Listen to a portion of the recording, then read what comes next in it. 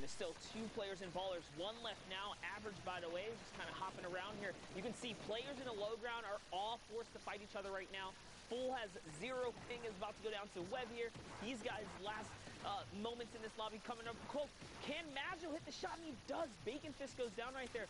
Average as well goes down to the Storm. Yep. And that's going to be 2 big eliminations. He's back at max health right now and a launch pad. This is very intense here. Make this happen. 3 players. 3 other players, I should say. It's Mongrels taking on Nate here. Infantry Rifles, poor at putting pressure upwards. And Mongrel's already declining now. He's jumping down. Mad wins another engagement against Webb here. It's toe-to-toe, and Mongrel ends that run. And now it's Mongrel versus Nate. Mongrel's got the bandages. Mongrel's got the bandages. And is just going to decide to box up and try to bandage and heal through this. 1 bandage being popped. It's going to come down to a heal battle at the end for Mongrel. Can he get a second? Is there enough time? He wins it. The 1 bandage makes the difference. And with 5 HP, Mongrel gets the victory royale with 7 eliminations, pushing on up to 36 points. There's only one statement that can explain that situation better. It's the no hesitation on Mongrel. Catches the Elam right away, immediately goes off the ban. He doesn't waste any time. That's why he's ahead by several ticks in those final moments. His moves, his thought process, it is insane. The man's still looking to qualify for solos. Been so consistent in duos, but has been pretty public on social media about some of his struggles in solos. Right now, again, this is the last opportunity, folks. Everything on the line this week to qualify for the Fortnite World Cup Finals solos competition. The last spots will be determined today.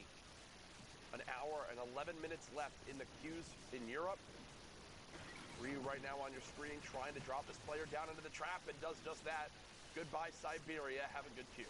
And that's one of the cleanest ways to catch an elimination. Catch him off guard. You place him right underneath the box. That's why you don't want to sit too close to an opponent, especially when armed with traps. They can just go either which way. Yep, Ryu knew exactly the advantage that he had right there. Socio spraying down at what looks like a drop coming in. Skite, someone who was in the top 10. Currently boxed it up. Again, this is the road of how Skite wound up getting there. 15 points right now. Obviously, if you're in the top 10, you got a little bit higher on the live server. So for catching up to speed, making sure you all know the full story today. 39 players remaining in this one. Just a reminder for everyone home, top 25 is where you start earning placement points. And that goes up in small increments up to the max score of 10 points you can get for a victory royale. And just hitting that 25 threshold is so difficult. Players start to really slow down. Yep. As you approach closer and closer, you realize, you know what? I don't have to take a risk right now. Let me just wait for an opportunity. And that's why you can see the congestion here with 39 players remaining. No one wants to go first, kind of wait for the zone, as this entire region is now hit a bit of a stalemate, right? Bit of a standoff here, if you will. Players are waiting to see what can happen. 7 seconds remain until the storm is revealed, and then things are really going to pop.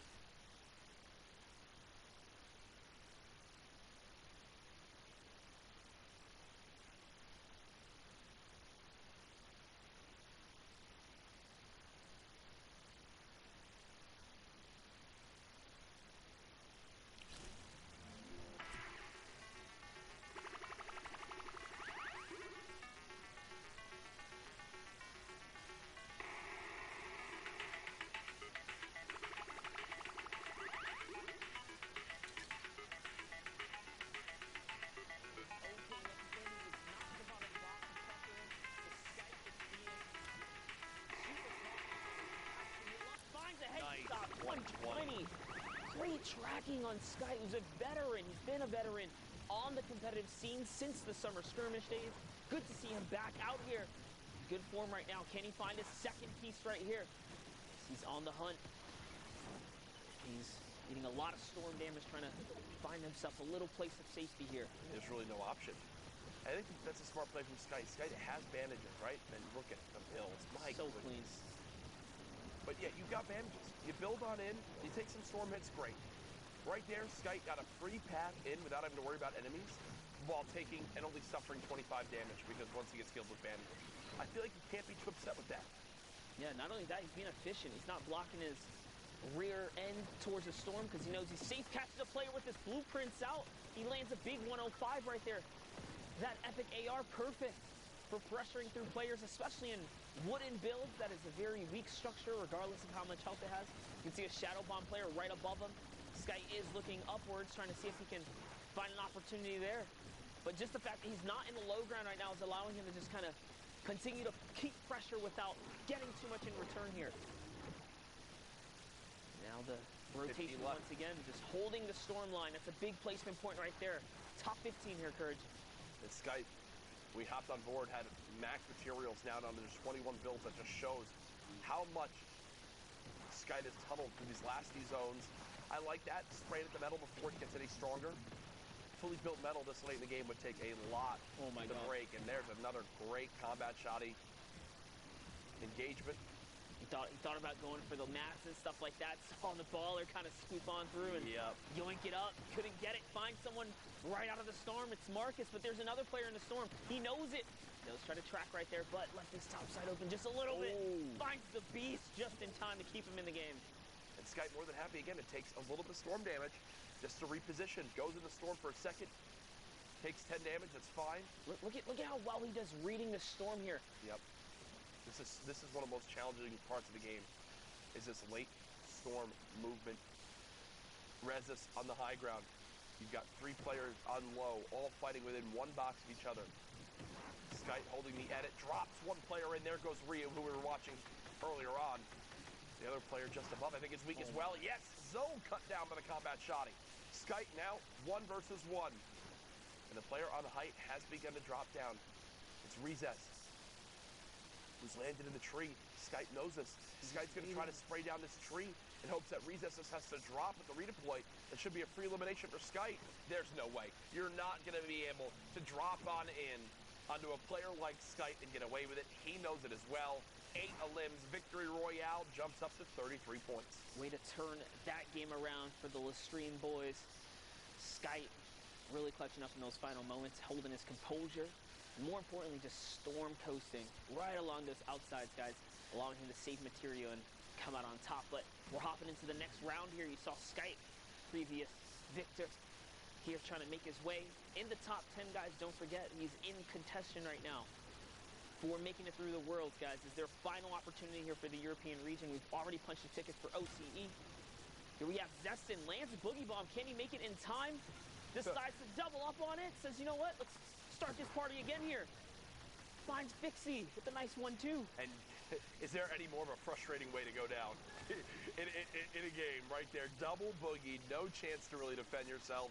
Zestin heads up play, utilizing every bit you can get in these super stacked lobbies.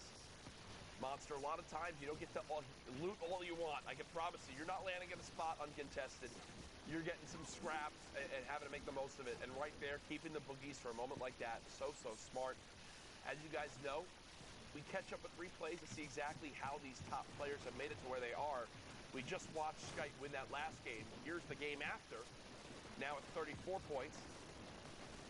Staying boxed up for the moment.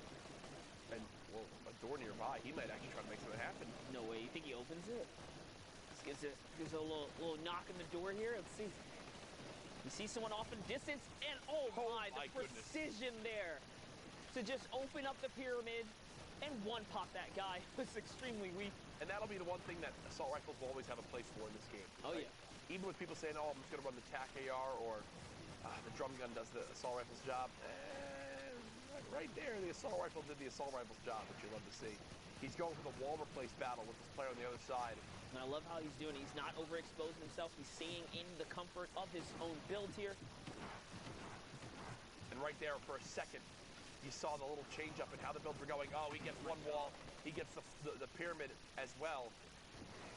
So this player frantically trying to back out up. Skite is unrelenting with this pressure. Breaking through every wall possible, and there it is. Oh, the fake out really quickly. No trap comes down, so you got to think there's no trap available for this player, and that's only going to force Skite to want to push even more, but good thing for the opponent. A stink bomb comes in, which will scare Skite away. Definitely was a close one there. Skite, scary player under pressure. You can see when he has the confidence, he is unrelentless.